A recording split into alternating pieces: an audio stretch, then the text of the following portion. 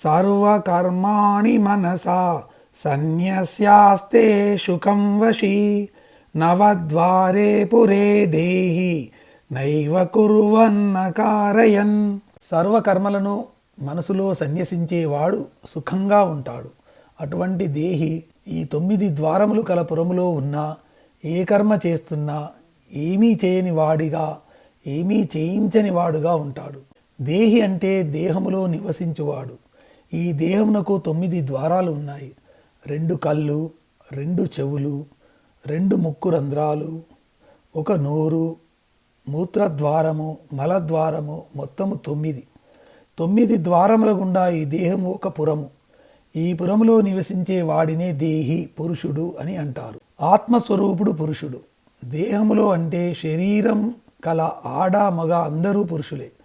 పురుషుడు అంటే స్త్రీలు కారు అని అర్థం కాదు. ఈ పురములో నివసించేవాడు ఎటువంటి అలజడి లేకుండా, బంధులు హర్తాలు లేకుండా, ఫైరంగులు లేకుండా నివసించాలంటే ఏమి చేయాలి? లా అండ్ ఆర్డర్ కంట్రోల్లో పెట్టుకోవాలి. అంటే ఇంద్రియములను కంట్రోల్ చేయాలి, తన వశంలో ఉంచుకోవాలి. లా అండ్ ఆర్డర్ వశంలో లేకపోతే అంతా అల్లకల్లోలమే కదా. లా అండ్ ఆర్డర్ వశంలో ఉండాలంటే మనసు వశంలో ఉండాలి. అప్పుడు చక్కని నిర్ణయాలు తీసుకోవచ్చు. తప్పుడు నిర్ణయాలు తీసుకుంటే లా అండ్ ఆర్డర్ వశం తప్పుతుంది, దుఃఖం వస్తుంది. సింపుల్గా ఇది మనం నేర్చుకోవాలి. పురములో ఉండే పురుషుడు సంయమనంతో ఉండాలి, మనసును కంట్రోల్లో ఉంచుకోవాలి, మంచి సంకల్పములు చేయాలి. ఆ మంచి సంకల్పములు మంచి పనులుగా మారాలి. ఏదీ స్వలాభం కొరకు చేయకూడదు, కర్మ ఫలముల కొరకు ఆశించకూడదు. సమాజ శ్రేయస్సును దృష్టిలో పెట్టుకోవాలి. అప్పుడు అంతా ప్రశాంతంగా ఉంటుంది. కేవలం ఇంద్రియములనే కాదు, మనస్సు కూడా కంట్రోల్లో ఉండాలి. అందుకే మనసా అని వాడాడు. కాబట్టి మనసును కూడా కంట్రోల్లో ఉంచుకోవాలి. ఏది అదుపు తప్పకూడదు. కొంతమంది ఉంటారు, పైకి ఏమీ చేయనట్టే ఉంటారు, మంచిగా బుద్ధిగా ఉంటారు, మనసులో క్రూరంగా ఆలోచిస్తూ దుర్మార్గాలు చేయిస్తుంటారు. ఈ రోజుల్లో ఆర్గనైజ్డ్ క్రైమ్స్ ఇలాంటివే. జైల్లో ఉండి కూడా సెల్ ఫోన్ల ద్వారా దందాలు నడిపిస్తుంటారు. వారి శరీరము కంట్రోల్లో పెట్టబడిన మనసు బుద్ధి మలినంగా ఉంటాయి. వారికి ఎక్కడున్నా శాంతి లభించదు. నిరంతరము భయంతో అశాంతితో బాధపడుతుంటారు. కాబట్టి కేవలం ఇంద్రియములనే కాదు, మనసును కూడా నిగ్రహించిన నాడే శాంతి అనే పదానికి అర్థం దొరుకుతుంది. ఇక్కడ ఇంకో మాట కూడా అన్నాడు. సర్వకర్మాణి అంటే ఏదో ఒక కర్మ మనసా వాచా కర్మన బాగా చేస్తాను అంటే కుదరదు. సర్వకర్మలు ధర్మంగా, న్యాయంగా, ఇతరులకు హాని కలిగించకుండా చేయాలి. ఆ కర్మల ఫలితమును ఆశించకుండా చేయాలి. అప్పుడే మనశ్శాంతి కలుగుతుంది. కాబట్టి ఈ నవద్వారపురంలో ఉండే పురుషుడు ఇంద్రియములను మనస్సును నిగ్రహించి నిష్కామంగా కర్మలు చేస్తే మనశ్శాంతి దానంతటదే కలుగుతుంది. ఏ బాబాలను ఆశ్రయించని అవసరం లేదు, వేలకు వేలు ధనం వ్యయం చేయని అవసరం లేదు. పురుషుడైన వాడు మనస్సును ఆత్మయందు నిలిపి ఇంద్రియములతో పనులు చేస్తుంటే కూడా మనశ్శాంతి లభిస్తుంది. ప్రతి పనికి సంకల్పం అనేది ముఖ్యము. సంకల్పం చేయడానికి మనసు కారణము.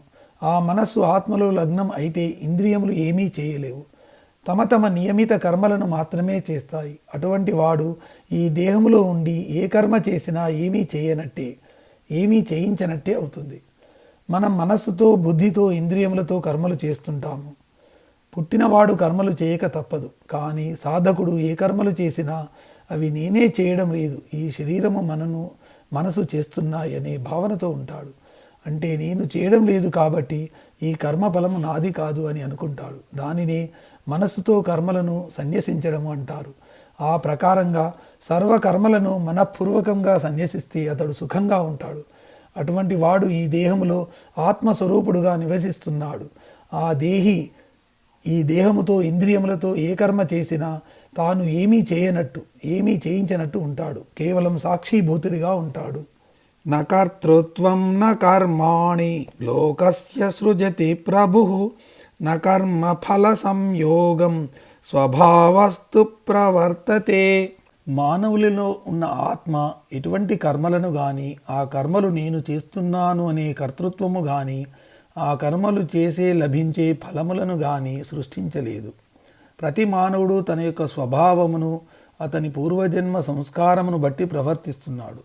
మానవుడు చేసే కర్మలకు అతనిలో ఉన్న ఆత్మకు ఎటువంటి సంబంధము లేదు. ప్రభు అంటే ఈ దేహంలో ఉన్న దేహి అనబడే ఆత్మ. ఈ ఆత్మస్వరూపము మనం చేసే కర్మలను కానీ, మనం మనసుతో చేసే ఆలోచనలు కానీ, వాటి వలన కలిగే ఫలితములను కానీ సృష్టించలేదు. పుట్టినప్పటి నుండి మరణించేదాకా మానవునికి సంపూర్ణ స్వాతంత్రం ఇచ్చాడు. మరి ఈ బాహ్య ప్రపంచంలో కర్మలు ఎవరు చేస్తున్నారు, ఎవరు చేయిస్తున్నారు అంటే ప్రతి మానవుడు తన స్వభావములను బట్టి కర్మలు చేస్తున్నాడు. ఈ స్వభావములు ఆ మానవుని సంస్కారముల వలన కలుగుతాయి. సంస్కారములు పూర్వజన్మ వాసనల వలన కలుగుతాయి. అంటే మానవుడు కిందటి జన్మలో ఏం చేస్తే అది ఈ జన్మలో అతని స్వభావంగా మారుతుంది. ఈ స్వభావానికి లోపల ఉన్న దేహికి ఎటువంటి సంబంధము లేదు. మానవులు వారి వారి స్వభావాలను బట్టి ప్రవర్తిస్తూ ఉంటారు. ఉదాహరణకు మనకు వెలుగు ఉంది. అది సూర్యుని వెలుగు కావచ్చు, లేక రాత్రిళ్ళు మనం వెలిగించుకునే దీపాల వెలుగు కావచ్చు. ఆ వెలుతురులో మనం అన్ని రకాలైన పనులు చేస్తాము. చేయవలసినవి చేయకూడనివి పనులు చేస్తుంటాము. అంటే మనం వెలుతురు మీద ఆధారపడతాము, కానీ ఆ వెలుగు మన మీద ఆధారపడదు. మనం ఏం చేసినా చేయకపోయినా, మంచి పనులు చేసినా చెడ్డ పనులు చేసినా దానికి సంబంధం లేదు. కేవలం మనకు వెలుగుని ఇస్తూ ఉంటుంది. అలాగే విద్యుత్తు కూడా మనం రకరకాల వస్తువులను పనిచేయించడానికి ఉపయోగిస్తుంది. అది AC, fridge, computer, TV, iron box ఏదైనా కావచ్చు, లేక అసాంఘిక కార్యక్రమాలకు ఉపయోగించవచ్చు. ఆ వస్తువులు ఏవైనా కానీ విద్యుత్తు ఆ వస్తువులు నడపడానికి కావలసిన శక్తిని ఇస్తుంది. ఆ వస్తువులతో కానీ ఆ వస్తువులు చేసే పనులతో కానీ విద్యుత్తుకు ఎటువంటి సంబంధము లేదు. ఎలా అంటే విద్యుత్తు ఐరన్ బాక్సులో చేరి వేడిని ఇస్తే ఫ్రిడ్జ్లో చేరి చల్లదనాన్ని ఇస్తుంది. రెండింటిలోనూ ఒకటే విద్యుత్ ఉంది, కానీ ఆయా వస్తువుల స్వభావాన్ని బట్టి ఆయా ఫలితాలను ఇస్తుంది. ఇదే విధంగా మనలో ఉన్న ఆత్మ కూడా మనకు కర్మలు చేయడానికి కావలసిన చైతన్యాన్ని ఇస్తుంది. మనలో ఉన్న ఆత్మ మన స్వభావాలను బట్టి బయట ప్రపంచంలో ప్రవర్తిస్తూ దానికి తగిన ఫలితాలను ఇస్తూ ఉంటుంది, కానీ వాటితో ఆత్మకు ఎటువంటి సంబంధం లేదు. అంటే మనలో ఉన్న ఆత్మకు మనం చేసే కర్మలకు కానీ ఆ కర్మల ఫలితాలతో కానీ ఎటువంటి సంబంధము లేదు. మనం ఏ కర్మ చేస్తే ఆ ఫలితం వస్తుంది, ఆ కర్మలను ఎవరి స్వభావాన్ని బట్టి వారు చేస్తుంటారు. ఈ స్వభావం ఎలా ఏర్పడుతుంది అంటే ఈ జన్మలో ఏం చేస్తే అది మరు జన్మలో మన స్వభావం అవుతుంది. మనం ఏ విత్తనం వేస్తే ఆ చెట్టు మొలుస్తుంది, ఆ పండే పండుతుంది. వేప విత్తనం వేసి మామిడి పండు రమ్మంటే రాదు. క్రితం జన్మలో మన కర్మలు, సంస్కారాలు పాపములతో నిండి ఉంటే ఈ జన్మలో మనది పాపపు స్వభావమే అవుతుంది. అందుకే అన్నీ పాపపు పనులు చేసి దుఃఖం అనుభవిస్తాము. క్రితం జన్మలో మంచి పనులు చేస్తే ఈ జన్మలో కూడా మంచి పనులు చేసి సుఖాలను అనుభవిస్తాము. మరి దీనిని మార్చుకునే మార్గమే లేదా అంటే ఉంది. పూర్వజన్మ వాసనలు పాపభూయిష్టమైన ఈ జన్మలో వాటిని వదిలిపెట్టి పుణ్యమార్గం అవలంబిస్తే ఆ స్వభావాల నుండి బయటపడవచ్చు. రాబోయే జన్మ అన్న సుఖంగా ఉంటుంది. అంతేకాని నా కర్మ ఇంతే, దేవుడు నా మొహాన ఇలా రాశాడు అని ఏడుస్తూ కూర్చోకుండా కనీసం ఈ జన్మలో అన్న మంచి పనులు చేస్తే సుఖం దానంతటిదే వస్తుంది. కాబట్టి మనిషి తనను తాను ఉద్ధరించుకోవాలన్నా, పతనావస్థకు చేరుకోవాలన్నా తానే కారకుడు కానీ భగవంతుడు కాడు. కాబట్టి అరుదుగా లభించిన ఈ మానవ జన్మను మానవుడు సద్వినియోగం చేసుకోవాలి అని పరమాత్మ చెబుతున్నాడు.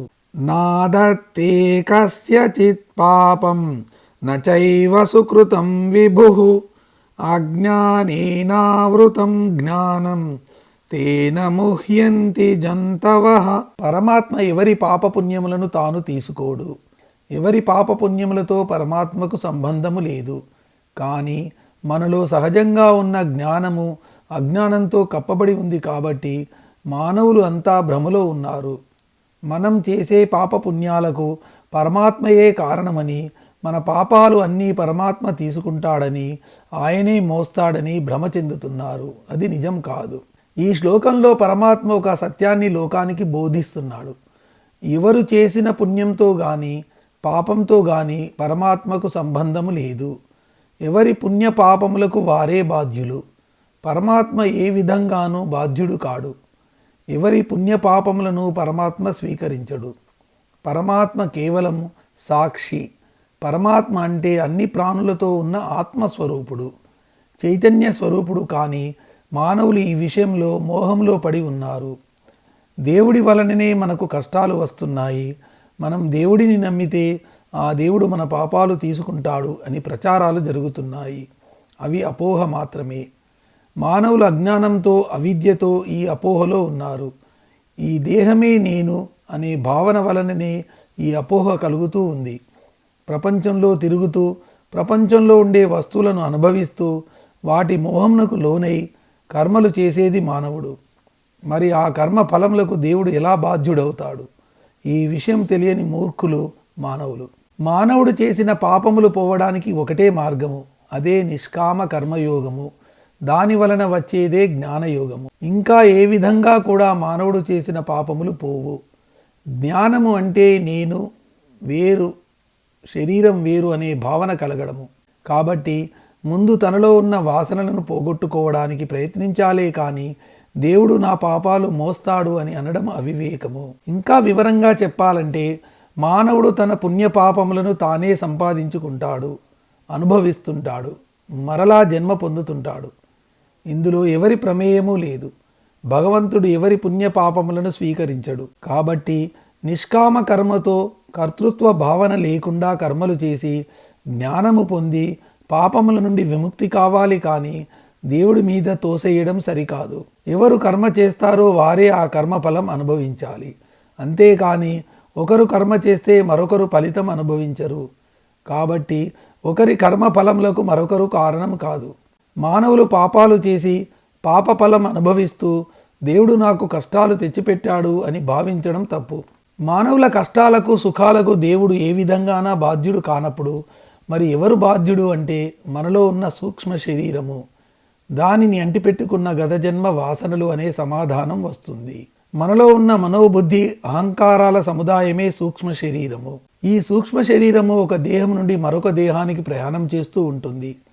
పోతూ పోతూ ఆయా దేహాలతో చేసే కర్మల వాసనలను తనతో మోసుకుపోతూ ఉంటుంది. మరుజన్మలో ఆ వాసనలు స్వభావాలుగా మారతాయి.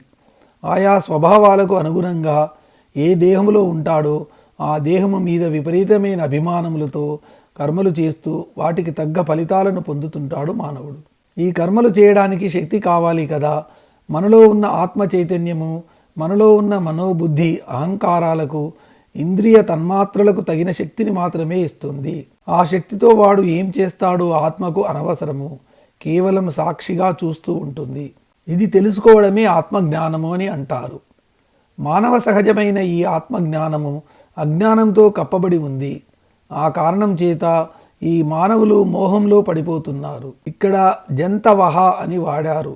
మామూలుగా జంతవహ అంటే జంతువులు అని అర్థము. కానీ ఇక్కడ మరలా మరలా పుడుతూ చస్తూ అజ్ఞానంలో పడి అలమటించే ప్రాణులు అని అర్థం చెప్పుకోవాలి.